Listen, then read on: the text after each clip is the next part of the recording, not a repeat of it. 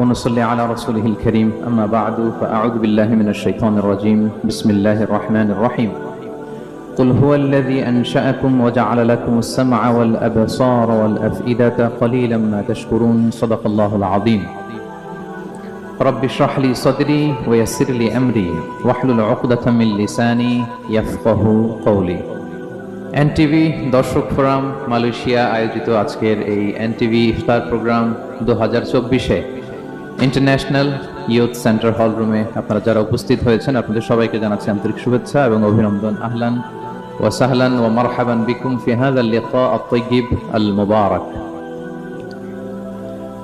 আমরা শুরুতেই আল্লাহ রাব্বুল ইজ্জাত জালালের দরবারে শুকরিয়া জ্ঞাপন করছি যে আল্লাহ তাআলা আমাদেরকে ইফতারির এই পূর্ব মুহূর্তে চমৎকার পরিবেশে কিছু দিনী কথা শুনবার সুযোগ করে দিয়েছেন। আমরা সবাই পড়ছি কালিমাতুশ শুকর আলহামদুলিল্লাহ।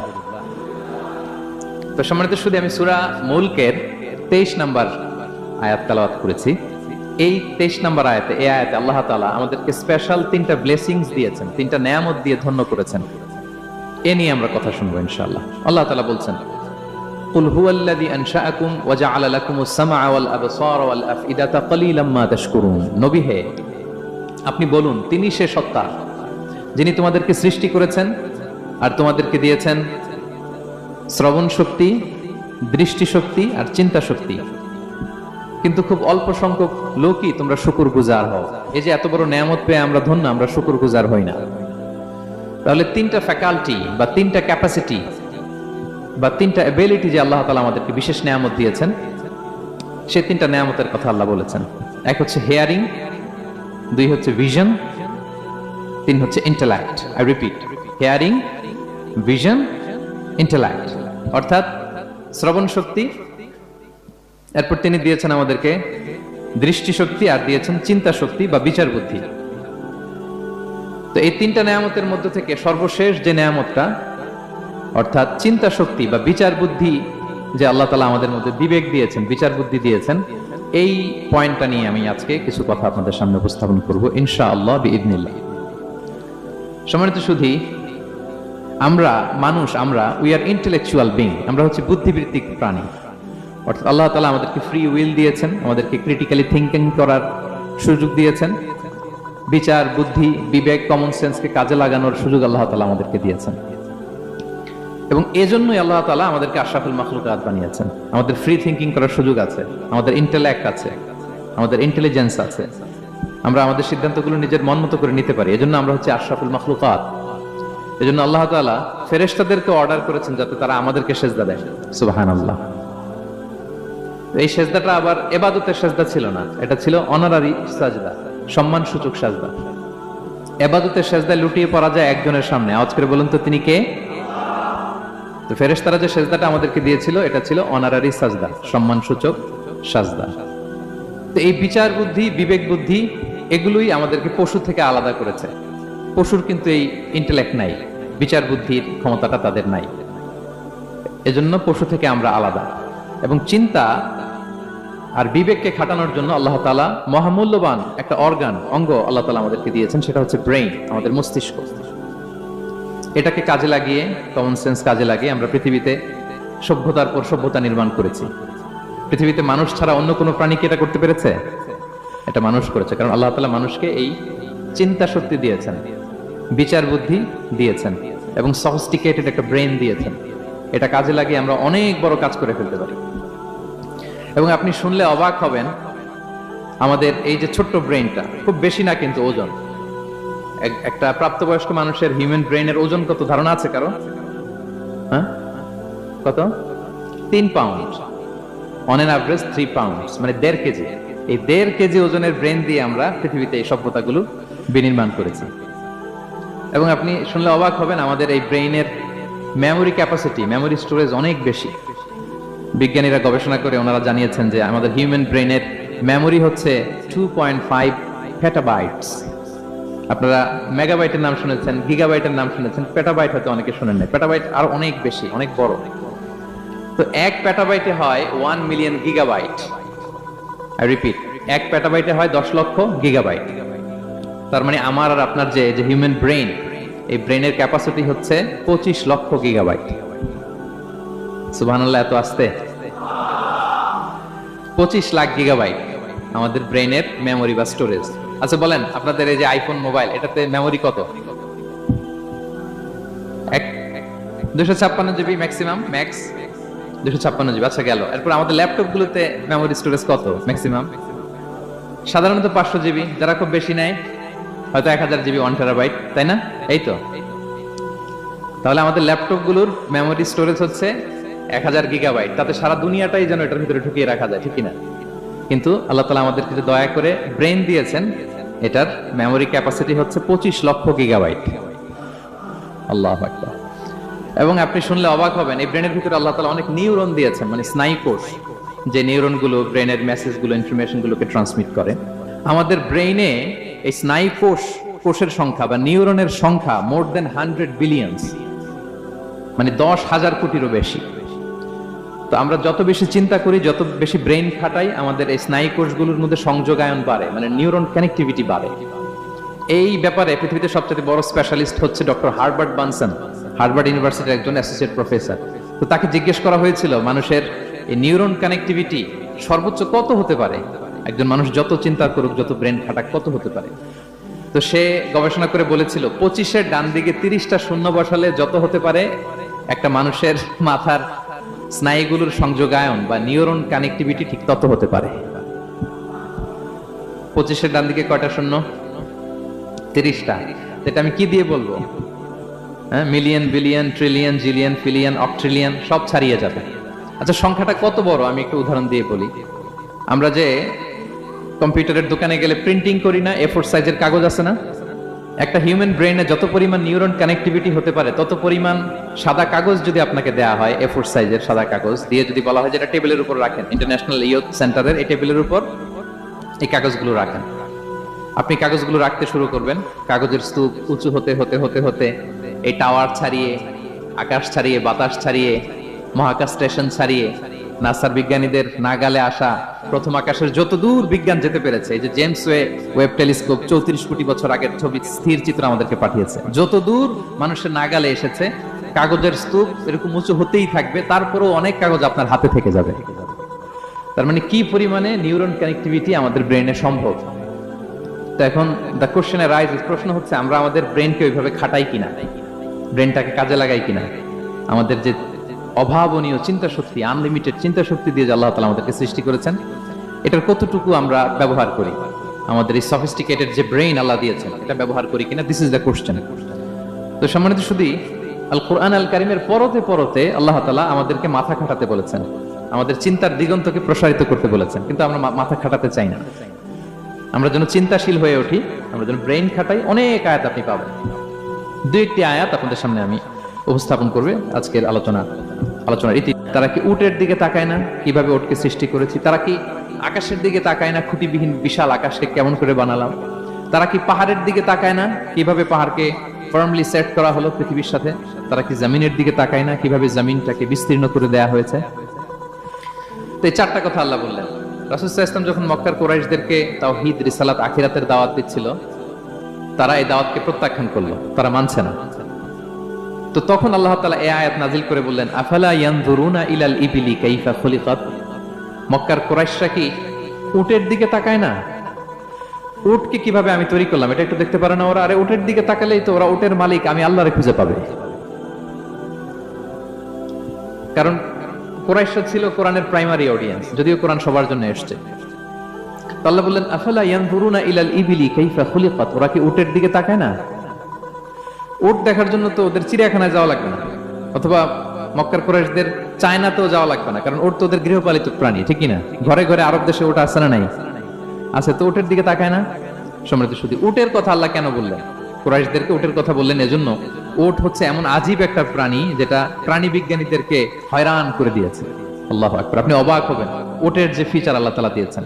মক্কার লোকেরা উটের গোশত খাইতো, উটের দুধ খাইতো, উটের চামড়া দিয়ে দ্য ফাইনেস্ট লেদার, দামি লেদার তারা বানাতো। উটের উপর মাল নিয়ে বোঝাই করে মরুভূমি এক প্রান্ত থেকে আরেক প্রান্তে পাড়ি দিত, নিজেরা উটের উপর রাইডিং করত। এবং উট হচ্ছে এমন প্রাণী যেটা একসাথে 1 মাস না খেয়ে বেঁচে থাকতে পারে। 1 মাস পানিও খাওয়া লাগবে না, খাবারও খাওয়া লাগবে না। সুবহানাল্লাহ পড়বেন না? এট এ টাইমে একটা উট, প্রাপ্তবয়স্ক একটা উট একসাথে 200 লিটার পানি খেয়ে ফেলতে পারে। এবং উটের পেটের ভিতরে একটা স্পেশাল ওয়াটার চেম্বার আছে, ওই চেম্বারে রেখে দেয়, খেয়ে ওইটারে পাঠায় দেয় না ওদের কিডনিতে। 200 লিটার পানি একবারে খেয়ে স্পেশাল চেম্বারে রেখে দেয়, যখন লাগবে ওইখান থেকে নিয়ে নিয়ে বেঁচে থাকে। 1 মাস না খেয়ে বেঁচে থাকে কি করে? উটের পিঠে দেখবেন একটা কুজ আছে, একটা উঁচু উটকে যদি কল্পনা করেন, উপরে একটা কুজ আছে না, এই পুরো কুজটা হচ্ছে চর্বির আধার। তো ওটার যখন খাবার থাকে না মরুভূমিতে, মাসের পর মাস যখন চলে, ওই চর্বি থেকে এনার্জি নিয়ে সে মরুভূমিতে চলে, সে না খেয়েও বাঁচতে পারে।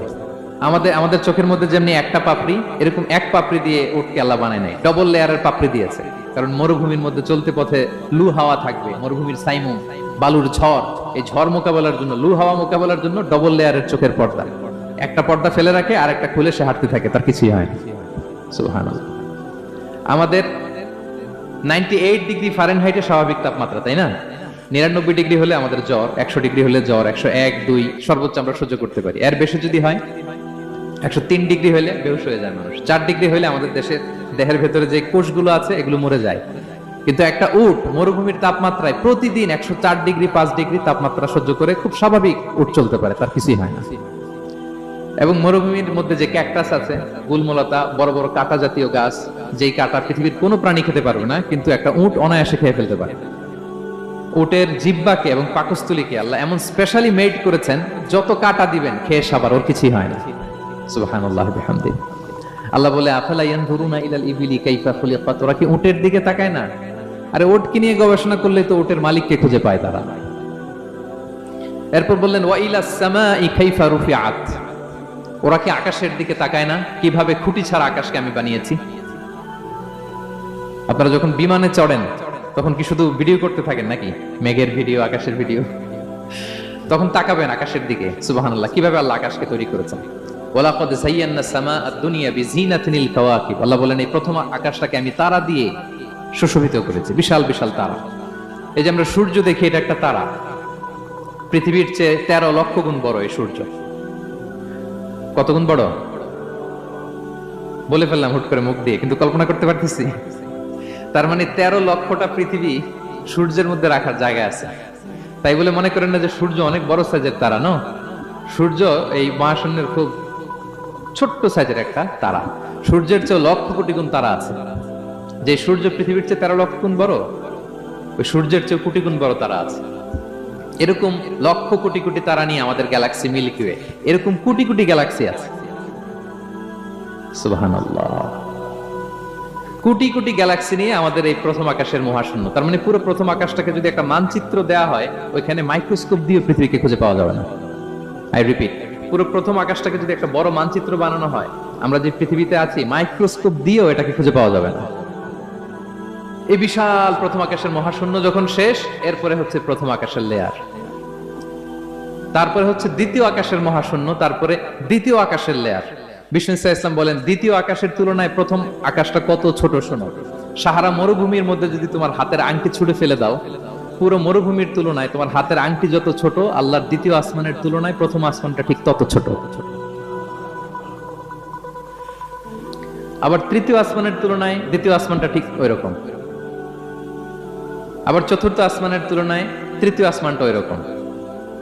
এইভাবে 7 আসমান। এরপরে আল্লাহর কুরসি, মাউদাউল কাদামাইন, যেখানে আল্লাহ তার কুদরতি পা রাখেন। তো 7 আসমানটা যত বড়, পুরো সাহারা মরুভূমির মধ্যে আংটি ফেলে দিলে মরুভূমির তুলনায় আংটি যত ছোট, আল্লাহর কুরসির তুলনায় পুরো 7 আসমানটা ঠিক তত ছোট। কল্পনা করা যায়? এজন্য আল্লাহ বলেছেন, আফালা ইয়ানজুরুনা ইলাল ইবিলি কাইফা খুলিকাত, একটু উট নিয়ে চিন্তা করতে পারো না? আকাশটা নিয়ে একটু ভাবতে পারো না? ওয়া ইলাল জিবালি কাইফা নুসিবাত, একটু পাহাড়ের দিকে তাকিয়ে একটু অবজারভেশন করা যায় না, রিফ্লেকশন? ও মক্কার লোকেরা, পাহাড় দেখার জন্য তো তোমাদের অন্য দেশে যাওয়া লাগবে না, তোমরা তো সারাউন্ডেড বাই মাউন্টেন্স, চারদিকে শুধু পাহাড়, পাহাড় আর পাহাড়। এই পৃথিবীর ভেতরে 7টা টেকটনিক প্লেট আছে। এই 7 tectonic plates creates the mountain range on earth. পৃথিবীর মধ্যে মাউন্টেন এভাবেই হয়েছে। বিগ ব্যাং এর মহাবিস্ফোরণের পরে এই প্লেটগুলো যখন কোলাপস করলো, মাঝখানের জায়গা উঁচু হয়ে গেল, দ্যাট ইজ মাউন্টেন। এটাই মাউন্টেন। আমেরিকার আলাস্কা একটা জায়গা আছে, পৃথিবীর সবচেয়ে বড় মাউন্টেন রেঞ্জ। এটা লম্বায় প্রায় 2000 কিলোমিটার লম্বা একটা পাহাড়। ইউরোপের সবচেয়ে বড় পাহাড় হচ্ছে আল্পস পর্বতমালা, ওইটা লম্বায় 1200 কিলোমিটার। কল্পনা করতে পারেন, একটা পাহাড় 1200 কিলোমিটার লম্বা। আর সবচেয়ে উঁচু যে পর্বতশৃঙ্গ মাউন্ট এভারেস্ট 29,035 ফিট, আর মিটার দিয়ে চিন্তা করলে 8,850 মিটার। আল্লাহ এই পাহাড়কে কোরআনে বলেছেন পেরেকের সাথে তুলনা দিয়েছেন। আল্লাহ তাআলা বলেছেন ওয়াজআলনাল জিবালা আওতাদা, আমি এই পাহাড়গুলোকে আলপস পর্বতমালা, আলাস্কা পর্বতমালা, মাউন্ট এভারেস্ট এগুলোকে পেরেকের মতো বানিয়েছি। কিসের মতো? আচ্ছা, যদি আমার কথা বুঝে থাকেন তাহলে উত্তর দেন। আমরা পেরেক যখন কাঠের মধ্যে ঠুকি তখন পুরো পেরেকটা কাঠের ভিতরে ঢুকে যায় না? উপরে দেখা যায় কতটুকু? হাতুড়ি দিয়ে একটা পেরেক যখন আমি একটা কাঠের ভিতরে ঢুকে দিলাম, এরপরে কি পুরা পেরেকটা দেখা যায়? আর কতটুকু দেখা যায়? সামান্য মাথাটা। তো পুরা পেরেক গেল কই? ভিতরে। তা আল্লাহ পাহাড়গুলোকে পেরেকের সাথে তুলনা করেছেন। তার মানে পাহাড় যতটুকু আপনি দেখেন এটা পাহাড়ের মাথা, এর পুরো অংশটা মাটির ভিতরে। 29,035 ফিট মাউন্ট এভারেস্ট যেটা, এটার কমপক্ষে 10 গুণ এটা মাটির ভিতরে আছে। আলাস্কা পর্বতমালা বাইরে যদ্দূর 10 গুণ ভিতরে, আলপস পর্বতমালা বাইরে যদ্দূর 10 গুণ ভিতরে, তুর পাহাড় বাইরে যদ্দূর 10 গুণ তার ভিতরে। আল্লাহু আকবার। এজন্য আল্লাহ বলেন ওয়াইলাল জিবালি কাইফা নুসিবাত, ওরা কি পাহাড়ের দিকে তাকায় না কিভাবে এই পাহাড়গুলোকে আমি তৈরি করেছি? আল্লাহ যখন এই পৃথিবী সৃষ্টি করলেন, পৃথিবীর মধ্যে ভাইব্রেশন হচ্ছিল, কাঁপছিল পৃথিবী। আল্লাহ পৃথিবীর কাঁপাকাঁপি বন্ধ করার জন্য এই পেরেকের মতো পাহাড়গুলোকে পৃথিবীতে ঠুকে দিলেন, কাঁপাকাঁপি বন্ধ হয়ে গেল। এই দৃশ্য দেখে ফেরেশতারা বলে ইয়া রাব হাল মিন খালকিকা আশাদ্দু আলাল জিবাল, আল্লাহ পাহাড়ের এত শক্তি, পৃথিবী কাঁপতেছিল, পাহাড় আপনি ঠুকে দিলেন, পৃথিবীর কাঁপাকাঁপি বন্ধ হয়ে গেল। আপনার সৃষ্টির মধ্যে পাহাড়ের চেয়ে শক্তিশালী কিছু আছে? আল্লাহ বললেন আছে। সেটা কি? আল হাদিদ। আল্লাহ বললেন সেটা লোহা, কারণ লোহা দিয়ে পাহাড় কাটা যায়, ঠিক কিনা? লোহার কথা শুনে ফেরেশতারা অবাক, লোহা পাহাড়ের চেয়ে শক্তিশালী? ফেরেশতারা প্রশ্ন করলো ইয়া রাব্বি হাল মিন খালকিকা আশাদ্দু মিনাল হাদিদ, তাহলে আপনার সৃষ্টির মধ্যে লোহার চেয়ে শক্তিশালী কিছু আছে? আল্লাহ বললেন আছে। কি সেটা? আন্নার, আগুন। কারণ আগুন লোহাকে কি করে? গলিয়ে ফেলে। ফেরেশতারা শুধু অবাকই হচ্ছে। ফেরেশতারা বলে আগুনের চেয়ে শক্তিশালী কিছু আছে? আল্লাহ বলে আছে আল মা, পানি। কারণ আগুনে দাউ দাউ করে জ্বলে ওঠা আগুনের মধ্যে পানি দিলে আগুন অস্তিত্ব হারায়। ফেরেশতারা শুধু অবাকই হচ্ছে। তারা বলে তাহলে পানির চেয়ে শক্তিশালী কিছু আছে? আল্লাহ বলেন আছে রিহ, বাতাস। কারণ বাতাস পানিকে একদিক থেকে আরেক দিকে নিয়ে যায়। জলের মধ্যে বায়ুর উচ্ছ্বাস লাগলে জলোচ্ছ্বাস তৈরি হয়, ঠিক কিনা? ফেরেশতারা আবার অবাক হয়ে বলে তাহলে বাতাসের চেয়ে শক্তিশালী কিছু আছে? আল্লাহ বললেন আছে। সেটা কি? বলতেছে বনি আদম। ওই মানুষ শক্তিশালী যে গোপনে দান করে, এত গোপনে যে ডান হাত কি দান করলো, বাঁ হাত সেটা টের পায় না। পড়েন সুবহানাল্লাহ। এই লম্বা হাদিস বলার বা বোঝানোর মূল উদ্দেশ্য হচ্ছে আল্লাহ পাহাড়কে সৃষ্টি করেছেন ওয়া ইলাল জিবালি কাইফা নুসিবাত, পাহাড়কে আল্লাহ তাআলা জমিনের মধ্যে এভাবে সেট করেছেন। আল্লাহ বলে ওরা কি একটু পাহাড়ের দিকে তাকায় না? আকাশের দিকে তাকায় না? ওরা কি একটা উটের দিকে তাকায় না? ওয়া ইলাল আরদি কাইফা সুতিহাত, ওরা কি জমিনের দিকে তাকায় না? জমিনকে কিভাবে আমি বিস্তৃত করেছি। আমরা তো কত চমৎকার মাটি দেখি, তাই না? বীজ রোপণ করে দিলে কি উর্বর জমি, হ্যাঁ, ঘাস লতাপাতা ফলমূল হয়। আসলে পুরো পৃথিবীটাই কি এরকম নরম? না, অনেক স্তর আছে। এই ভূপৃষ্ঠের নিচে আপনি পাবেন পাললিক শিলার স্তর, রূপান্তরিত শিলার স্তর, আগ্নেয়গিরির শিলার স্তর। তার মানে পৃথিবীর ভেতরে দাউ দাউ করে আগুন জ্বলছে, এবং আগ্নেয়গিরির জ্বালামুখ ভেঙে যখন এই অগ্নুৎপাতের লাভা বের হয় তখন বোঝা যায় পৃথিবীর ভেতরে কেমন আগুন পাওয়া যায়, ঠিক কিনা? তাহলে প্রথম শব্দটা আমি কি বলেছিলাম? আন-নাযার। মনে আছে তো না? প্রথম শব্দটা কি? আল্লাহ বলে তারা কি নজর করে দেখে না কিভাবে আকাশ বানালাম, উট সৃষ্টি করলাম, কিভাবে জমিন বানালাম, কিভাবে পাহাড় বানালাম। তাহলে এই যে নজর বা অবজারভেশন, রিফ্লেকশন, এটার প্রতি আল্লাহ তাআলা আমাদেরকে উৎসাহিত করেছে। প্রথম পয়েন্ট ক্লিয়ার। মোট পয়েন্ট আলোচনা করব 4টা। বলেন তো কয়টা? একটা ক্লিয়ার। 2 নাম্বার কি ছিল দেখি কার মনে আছে কিনা? আল আকল, রাইট, কমন সেন্স, রিজনিং। আমরা যেন আমাদের কমন সেন্স খাটাই, কোরআনের পরতে পরতে আল্লাহ তাআলা আমাদেরকে উৎসাহিত করেছেন। এবং ইন্টারেস্টিংলি জাহান্নামীরা যখন জাহান্নামে যাবে তারা কি বলবে জানেন? সূরা মুলকে এসেছে, তারা বলবে ওয়াকালু লাউ কুননা নাসমাউ আও নাআকিলু মা কুননা ফি আসহাবিস সাঈর। তারা বলবে হায় রে, নবীদের কথা যদি মানতাম আর যদি একটু কমন সেন্স খাটাইতাম তাহলে তো জাহান্নামে আসা লাগতো না। ওই দিনের এই আফসোসে কোনো কাজ হবে? প্রিয় ভাইরা, ওই দিন যত আফসোস করেন কোনো কাজ হবে? তাহলে জাহান্নামীরাও আফসোস করবে হায় রে, একটু যদি আকল খাটাইতাম তাইলে আজকে আর জাহান্নামের আগুনে পোড়া লাগে না। নবীদের কথা যদি শুনতাম আর যদি আকল খাটাতাম, কি খাটাতাম, তাইলে আজকের এই কঠিন অবস্থা আমাদের পড়া লাগতো না। কোরআনের বিভিন্ন আয়াত আল্লাহ তাআলা আমাদেরকে বলেছেন আফালা তাআকিলুন, তোমরা কি আকল খাটাবা না? এই যে দামি কমন সেন্স দিলাম, একটু বুদ্ধি কি খাটাবা না, আকল খাটাবা না তোমরা? এবং কোরআনের একটি আয়াতে আল্লাহ তাআলা বিভিন্ন কসমিক সিম্বলস, ন্যাচারাল ফেনোমেনা এগুলো উল্লেখ করে সবশেষে তিনি বলেছেন লা আয়াতিন লিকাউমি ইয়াকিলুন, নিশ্চয়ই এগুলোর মধ্যে নিদর্শন রয়েছে, সাইন রয়েছে, কাদের জন্য? লিকাউমি ইয়াকিলুন, যারা আকলবান, যারা কমন সেন্স খাটায়।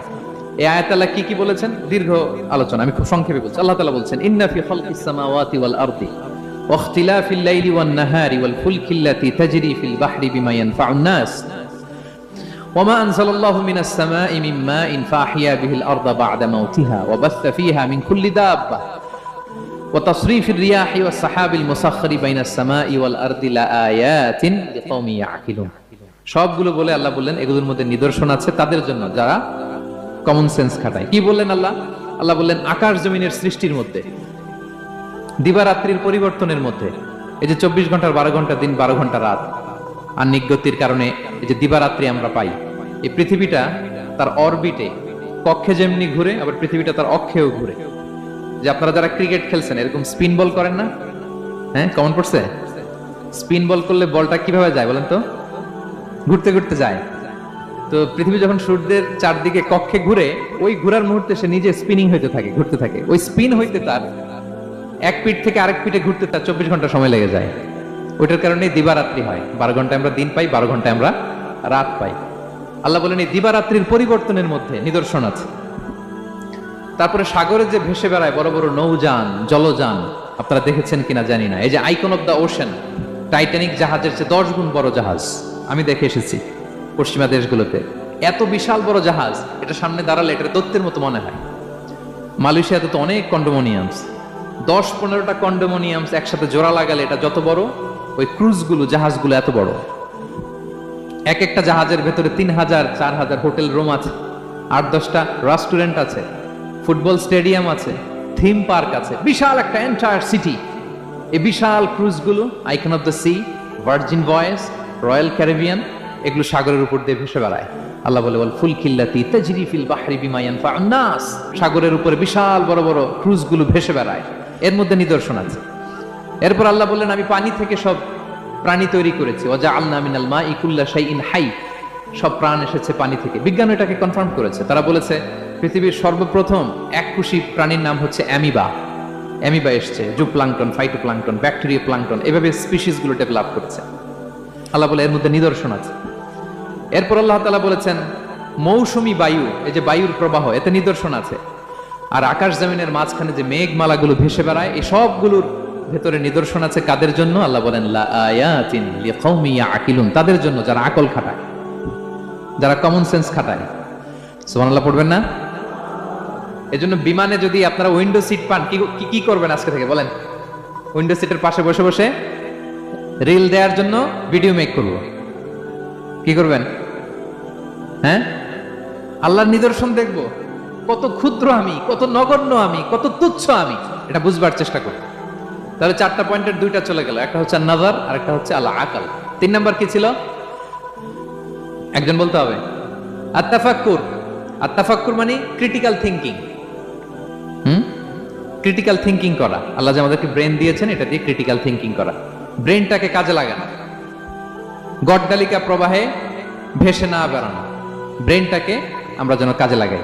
আত-তাফাক্কুর। ইব্রাহিম আলাইহিস সালাম এই আত-তাফাক্কুর বা ক্রিটিক্যাল থিংকিং এর ক্ষেত্রে আমাদের জন্য অনুপম আদর্শ ছিল। কোন নবীর নাম বললাম? সবাই বলেন তো নবীর নাম কি? উনি যেই সময়টাতে পৃথিবীতে এসেছিলেন তখন কেউ করতো তারার পূজা, কেউ করতো চাঁদের পূজা, কেউ করতো সূর্যের পূজা। আমরা হইলে কি করতাম? কোনো এক দলে ঢুকে যেতাম। কি বলেন? এক দল করে তারার পূজা, আরেক দল সূর্যের, আরেক দল চাঁদের। আমরা হইলে কি করতাম? এক দলে ঢুকে যেতাম। উনি ঢুকেন নাই। উনি এই তারকা পূজারী, সূর্য পূজারীদের চিন্তার দেয়ালে আঘাত করেছেন। সুবহানাল্লাহ। ফালাম্মা জান্না আলাইহিল লাইলু রাআ কাওকাবা। উনি কিভাবে সত্যের সন্ধান পেলেন দেখেন। উনি রাত্রিবেলা যখন দেখেন যে লোকজন তারার পূজা করে, উনি ভাবলেন হ্যাঁ রব্বি, তারাই কি আমার রব? পরে দেখে না, দিনের বেলায় তারারে আর খুঁজে পাওয়া যায় না। এখন মনে মনে ভাবে হায় রে, আমার রব যদি আবার মাঝে মধ্যে না থাকে তা আমি যাবো কই? এক সময় উনি আসে, আরেক সময় নাই, এরকম খোদা দিয়ে আমাদের কোনো লাভ আছে? যিনি সবসময় আমার টেক কেয়ার করবে, আমরা তো ওই খোদার ইবাদত করি, ঠিক কিনা? উনি বললেন না না, এই তারা আমার রব হতে পারে না। এরপর দেখা যায় আরেকদিন রাত্রিবেলা সবাই চাঁদের পূজা করে, কি দ্যুতিময় চাঁদ, জ্যোৎস্না ছড়ায়। তো উনি ভাবলেন আহা রাব্বি, এটাই কি আমার রব? পরে দিনের বেলা যখন দেখি না, চাঁদ তো আর দেখা যায় না, চাঁদ তো আর নাই, ভ্যানিশ, ডিসঅ্যাপিয়ার। পরে বলে না, চাঁদ আমার রব হতে পারে না। এবার দিনের বেলা দেখলেন দ্বীপ প্রহরের জল জলে সূর্য খা খা রোদ বিলাচ্ছে গোটা বিশ্বে। দেখে যে সবাই এটার ফলোয়ার বেশি, সবাই সূর্যের পূজা করে। কিন্তু আবার গোধূলি লগ্নে সানসেটের টাইমে যখন সূর্য ডুবে গেল, হায় হায়, উনি বিপদে পড়লেন, এবার আমি কই যাব, সূর্যও তো থাকে না। আল্লাহু আকবার। তখন তিনি ঘোষণা দিলেন, ইন্নী ওয়াজ্জাহতু ওয়াজহিয়া লিল্লাযী ফাতারাস সামাওয়াতি ওয়াল আরদা হানিফা ওয়া মা আনা মিনাল মুশরিকিন। হে তারকা পূজারী, হে চাঁদের পূজারী, হে সূর্য পূজারী, আমি তোমাদের কোন দলের সাথে নাই, বরং আমি আমাকে ওই সত্তার দিকে মনোনিবেশ করলাম, আত্মসমর্পণ করলাম। ফাতারাস সামাওয়াতি ওয়াল আরদ, যিনি আকাশ সৃষ্টি করেছেন, জমিন সৃষ্টি করেছেন। হানিফা ওয়া মা আনা মিনাল মুশরিকিন, আমি শিরক করি না, আমি হানিফ হিসেবে সেই আল্লাহর ইবাদত শুরু করে দিলাম। পড়েন আল্লাহু আকবার। তাইলে উনি স্রোতে গা ভাসান নাই, কোন এক দলে না ঢুকে উনি ওনার ক্রিটিক্যাল থিঙ্কিং, ওনার অ্যানালজি, ওনার বিবেককে উনি কাজে লাগিয়েছেন। তো সম্মানিত সুধী, এজন্য চিন্তা করা, এটাকে আরবিতে বলে আত-তাহান্নুস মিন বাকায়া আল ইব্রাহিমিয়া। এটা ইব্রাহিমী চিন্তার অবশিষ্টাংশ। সাইয়েদনা ইব্রাহিম আলাইহিস সালাম এভাবে চিন্তা করতেন, গবেষণা করতেন। সূরাতুন নাহলে আল্লাহ তাআলা মৌমাছি কিভাবে মধু সংগ্রহ করে এই ইনফরমেশনটা যখন আমাদের সামনে পেশ করলেন, এই আয়াতের শেষেও তিনি একই কথা বললেন, ইন্না ফি যালিকা লাআয়াতান লিকাউমি ইয়াতাফাক্কারুন। নিশ্চয় এর মধ্যে যারা চিন্তাশীল তাদের জন্য নিদর্শন আছে। মৌমাছি যে মধু সংগ্রহ করে, আপনারা মৌচাক দেখছেন? কে কে দেখি মৌচাক দেখছেন? মাশাআল্লাহ, আচ্ছা ঠিক আছে। রাসূল সাল্লাল্লাহু আলাইহি ওয়াসাল্লাম মধু বড্ড পছন্দ করতেন। পিওর হানি, দুর্গন্ধওয়ালা হানি তিনি খেতেন না, পিওর হানি খাবেন, খুবই এনার্জেটিক। এবং কোরআনে মাত্র দুইটা জিনিসকে শেফা বলা হয়েছে, এক হচ্ছে কোরআনকে বলা হয়েছে শেফা, আর এই মধুকে বলা হয়েছে শেফা। সুবহানাল্লাহ। আল্লাহ তাআলা বললেন, ওয়া আওহা রাব্বুকা ইলান নাহলি আনিত্তাখিযি মিনাল জিবালি বুয়ুতা ওয়া মিনাশ শাজারি ওয়া মিম্মা ইয়ারিশুন। আল্লাহ তাআলা মৌমাছিকে শিখাই দিলেন কিভাবে মৌচাক বাঁধতে হবে। তো আল্লাহ বললেন, ইত্তাখিযি মিনাল জিবালি বুয়ুতা, তোমরা পাহাড়ে মৌচাক বাঁধো, ওয়া মিনাশ শাজার, গাছের মগডালে বাঁধো, অথবা উঁচু মাচার উপরে বাঁধো, যাতে গ্রামের ছোট্ট ছেলেরা ঢিল মারতে না পারে। মৌচাক যারা দেখছেন, এটা কি নিচু নিচু জায়গায় মৌমাছির মৌচাক হয় না, উঁচু একেবারে মগডালে। এটা মৌমাছিরা শিখাই দিছে কে? হ্যাঁ, কে শিখিয়েছে? আল্লাহ সুবহানাহু ওয়া তাআলা মৌমাছিকে শিখিয়ে দিয়েছে। যারা আরবি বোঝেন তারা বুঝতে পারবেন, ইত্তাখিদি এটা ফেমিনিন জেন্ডার। তার মানে আল্লাহ যা অর্ডার করেছেন এটা পুরুষ মৌমাছিকে অর্ডার করেন নাই, নারী মৌমাছিকে। তো গবেষণায় দেখা গিয়েছে পুরো মৌচাকের বাসাটাকে এখানে যে লিডারশিপ বহন করে, এটা কোনো পুরুষ মৌমাছি না, এটা নারী মৌমাছি। সুবহানাল্লাহ। এবং তিন ধরনের মৌমাছি থাকে, একটা হচ্ছে কুইন বি, রানী মৌমাছি, আর একটা হচ্ছে মেল বি, এরা বংশ বিস্তার করে, আর একটা হচ্ছে ওয়ার্কার বি, এরা এই মধু আনা নেওয়া করে। তা আল্লাহ এদেরকে বললেন, কুলি মিন কুল্লি সামারাত, এই মৌমাছি তোমরা আশেপাশের সব সুন্দর সুন্দর ফুল থেকে, ফল থেকে, ফ্লাওয়ার নেকটারস, পুষ্প রস সংগ্রহ করে নিয়ে আসো। মধু এত স্বাস্থ্যকর, হেলদি ডায়েট কেন? কারণ আশেপাশের গাছের মধ্যে এখানে আপনার ভেষজ গাছ আছে, ঔষধি গাছ আছে, বনাজি গাছ আছে, ঠিক না? তো মৌমাছিগুলো সেখান থেকে ফ্লাওয়ার নেকটারস, পুষ্প রস সংগ্রহ করে আবার চলে আসে। এবং আল্লাহ বললেন, ফাসলুকি সুবুলা রাব্বিকি যুলুলা, পথ ভুলে যেও না, যেই পথে গেছো ওই পথে ফিরে আসো। একটা মৌমাছি মৌচাক থেকে প্রায় 10 কিলোমিটার দূরেও অনেক সময় চলে যায়, আবার 10 কিলোমিটার পথ চিনে আবার মৌচাকে এটার ফিরায় আনে কে? এই পুরো মেকানিজমটা নিয়ে গবেষণা করে অস্ট্রিয়ান একজন সায়েন্টিস্ট, তার নাম হচ্ছে কার্ল ব্রনফিশ, সে একটা বই লিখেছে, দ্য ডান্সিং বিজ, এবং এই বই লিখে সে নোবেল লরেট হয়েছে, নোবেল প্রাইজ পেয়েছে। আমরা তো মধু পাইয়া হাতের তালুর মধ্যে নিয়ে জিহ্বা দিয়ে চাটি, আমাদের তো আর ব্রেন খাটানোর ওই সময় নাই। ওই কার্ল ভন ফ্রেশ, সে এই মৌমাছি নিয়ে গবেষণা করে নোবেল প্রাইজ পেয়েছে, আর আমরা মাথা খাটাইতে পারলাম না। তো সে গবেষণা করে পেয়েছে, মানে কোরআনের আয়াত যা যা বলেছে সে তাই পেয়েছে। মৌমাছি ওখান থেকে ফুলের পুষ্পরস, ফ্লাওয়ার নেকটারস এনেই কিন্তু মৌচাকে রাখে না, ওইটারে সে খেয়ে ফেলে। এবং সে গবেষণা করে পেয়েছে এক একটা মৌমাছির দুইটা স্টোমাক, দুইটা পাকস্থলী। একটা পাকস্থলীতে সে নিজের খাবার দাবার খায়, আর একটা পাকস্থলীতে এই পুষ্পরস, ফ্লাওয়ার নেকটারস গুলা সে রাখে। সেখানে আল্লাহ তাআলা একটা স্পেশাল এনজাইম দিয়ে ওইটাকে প্রিজার্ভ করে, প্রত্যেকটা মৌমাছির নিচে একটা টিউব আছে, সেই টিউব দিয়ে নল দিয়ে মৌচাকে যে ওই মধুগুলো রেখে আসে। পড়েন সুবহানাল্লাহ। এবং এই মধুর ভেতরে আল্লাহ তাআলা ন্যাচারাল অ্যান্টিসেপটিক রেখেছেন, এটার নাম প্রপোলিস। দ্বিতীয় বিশ্বযুদ্ধে রাশিয়ান সোলজাররা তারা আহত হলে তারা অ্যান্টিসেপটিক কিনে লাগাতো না, তারা মধু লাগায় দিত, আর আহত সোলজার তারা মুহূর্তে সুস্থ হয়ে যেত। যাদের বাতের ব্যথা আছে, বাতের ব্যথা আছে না অনেক মুরব্বীদের, ওই বাতের ব্যথার মধ্যে যদি মৌমাছির হুল ফুটাই দিতে পারেন, একদিনের মধ্যে বাতের ব্যথা ভালো হয়ে যাবে। সাময়িক হয়তো ব্যথা পাবে, মৌমাছি যখন কামড় দেয় ব্যথা লাগে না, নাকি আরাম লাগে? কামড় খাইছেন মৌমাছির কখনো? হ্যাঁ। তো বাতের ব্যথার মধ্যে আপনি মৌমাছির হুল ফুটাই দিলে আর ব্যথা নাই। সুবহানাল্লাহি ওয়া বিহামদিহি। মুখতালিফুন আলওয়ানু, বিভিন্ন ধরনের ক্রিম হানি, হোয়াইট হানি, ইয়েলো হানি, ব্ল্যাক হানি, নানা ধরনের হানি আল্লাহ তাআলা এইভাবে প্রিজার্ভ করেছেন মৌমাছির মধ্য দিয়ে। আল্লাহ বলেন এই যে এতগুলো মৌমাছি পুষ্প রস এনে মৌচাকের মধ্যে রসগুলো রাখে, মধু তৈরি হয়। আল্লাহ বলেন ইন্না ফি যালিকা লাআয়াতান লিকাওমিন ইয়াতাফাক্কারুন, নিশ্চয় এর মধ্যে আল্লাহ তাআলা চিন্তাশীলদের জন্য নিদর্শন রেখেছেন। যারা চিন্তা করে, তারা হাতের তালুতে শুধু জিহ্বা দিয়ে চেটে চেটে খায় না, তারা ভাবে কোত্থেকে আসলো এই মধু, কিভাবে মৌমাছিগুলো যায়, কিভাবে ফিরে আসে। তাহলে বলেন তো আমাদের চিন্তাশীলতার দরকার আছে না নাই? সূরা আলে ইমরানের 190 নম্বর আয়াতে আল্লাহ তাআলা বলেছেন, যারা আকাশ বাতাস পৃথিবী সৃষ্টি নিয়ে চিন্তা করে এবং সর্ব অবস্থায় আল্লাহ তাআলার জিকির করে, ওয়া ইয়াতাফাক্কারুনা ফি খালকিস সামাওয়াতি ওয়াল আরদ, এবং তারা তাফাক্কুর করে, ক্রিটিক্যাল থিংকিং করে, এবং তারা বলে মা খালাকতা হাযা বাতিলা, হে আল্লাহ তুমি অনর্থক কিছু সৃষ্টি করো নাই।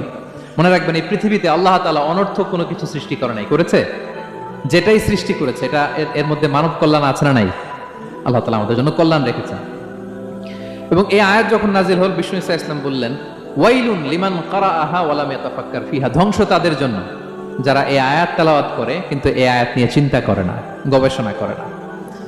এবং কোরআনের বিভিন্ন আয়াতে আল্লাহ তাআলা বিষ্ণুনবীকে বলেছেন, নবী হে আপনি আপনার উম্মতদেরকে নবীদের ঘটনা শোনান। কোরআনের 3 ভাগের 1 ভাগ হচ্ছে ঘটনা। পুরো কোরআনের 3 ভাগের 1 ভাগ কি? ঘটনা, স্টোরি টেলিং। কারণ গল্প মানুষের মনে দাগ কাটে। আল্লাহ তাআলা বলেছেন ফাকুসুসিল কসাসা লাআল্লাহুম ইয়াতাফাক্কারুন, নবী হে আপনি তাদেরকে কিচ্ছা শোনান, ঘটনা শোনান, নবীদের কাহিনী শোনান। লাআল্লাহুম ইয়াতাফাক্কারুন, যাতে করে তারা ক্রিটিক্যাল থিংকিং করে। তারা লূত আলাইহিস সালামের কওমের ঘটনা যখন শুনে যে আল্লাহ তাআলা আপসাইড ডাউন করে দিয়েছিলেন, তারা যখন কওমে আদের ঘটনা শুনে, কওমে সামুদের ঘটনা শুনে, তারা যেন চিন্তাশীল হয়। এবং বিশ্বনবীর সাহাবী আবু দারদা রাদিয়াল্লাহু তাআলা আনহু উনি বলতেন তাফাক্কুরু সাআতিন খায়রুন মিন কিয়ামি লাইলা, 1 ঘন্টা কেউ যদি আল্লাহর সৃষ্টি নিয়ে চিন্তা করে সেটা সারা রাত তাহাজ্জুদের সালাত অফার করার চেয়ে উত্তম। আমরা অনেকে মনে করি শুধু তাসবিহ পড়াই ইবাদত, জিকির করাই ইবাদত, শুধু কোরআন তেলাওয়াতই মনে হয় ইবাদত, শুধু কিয়ামুল লাইল করা ইবাদত। কিন্তু বিশ্বনবীর সাহাবী যিনি ইসলাম আমাদের চেয়ে ঢের বেশি বুঝেছেন, তিনি বলেন আল্লাহর এই সৃষ্টি শৈলী, এই সৃষ্টি নৈপুণ্য নিয়ে 1 ঘন্টা চিন্তা করা, ক্রিটিক্যাল থিংকিং করা, সারা রাত নফল তাহাজ্জুদের চেয়েও সেরা। এবার বলেন আমাদের চিন্তা করার দরকার আছে না নাই? ব্রেনটা খাটাবেন তো? এই যে যারা কনভার্টেড মুসলিম হয় এরা কিন্তু অনেক চিন্তা ফিকির করে, নিজের সাথে নিজে বোঝাপড়া করে, ক্রিটিক্যাল থিংকিং করে, তাদের অ্যানালজি কাজে লাগিয়ে, আল্লাহর দেয়া ব্রেনকে কাজে লাগিয়ে এরপরে শাহাদা পাঠ করে, এমনি এমনি না। এই যে কিছুদিন আগে আমেরিকান এক পপ স্টার কালেমা পড়ছে না? আপনি জানেন একটা ধর্ম চেঞ্জ করা, একটা ফেইথ চেঞ্জ করা, এটা কত বড় সিদ্ধান্ত? হ্যাঁ, বাপদাদার ধর্ম বয়স 30-40, এতদিন যে ধর্ম মানলাম এটাকে চেঞ্জ করে নতুন ধর্মে কনভার্ট হয়, এটা কত বড় সিদ্ধান্ত? Could you imagine that? It's not a joke. নিজের সাথে নিজের অনেক বোঝাপড়া করতে হয়, তারাই ক্রিটিক্যাল থিংকিং করে। এবং বিষ্ণু ঈসা ইসলাম উনি নবী হওয়ার আগেও এই চিন্তার ইবাদত করতেন। তিনি হেরা গুহায় চলে যেতেন, কাবা থেকে 6 কিলোমিটার উত্তরে, 634 মিটার উঁচু জাবালে নূরের উপরে একটা কেইভ আছে, গুহা, এটার নাম হচ্ছে গারে হেরা। ওখানে বসে বসে তিনি এই চিন্তা করতেন। তার মানে নবী হওয়ার আগে বিশ্বনবীর ইবাদত ছিল চিন্তার ইবাদত। নবী হিসেবে অ্যাসাইন্ড হওয়ার আগে বিশ্বনবীর ইবাদত কি ছিল বলেন তো? নামাজ পড়া, কোরআন তেলাওয়াত করা। কোরআন তো নাজিলই হয় নাই, কোরআন তেলাওয়াত করবে কেমনে? তখন 6 মাস বসে বসে উনি ওখানে কি করেছেন বলেন? ধ্যানমগ্ন করেছেন, ধ্যানমগ্ন ছিলেন, তিনি চিন্তা করতেন। ওইটাই ছিল ওনার আধ্যাত্মিক শিক্ষায়তন। ওই নির্জন গুহার মধ্যে উনি যখন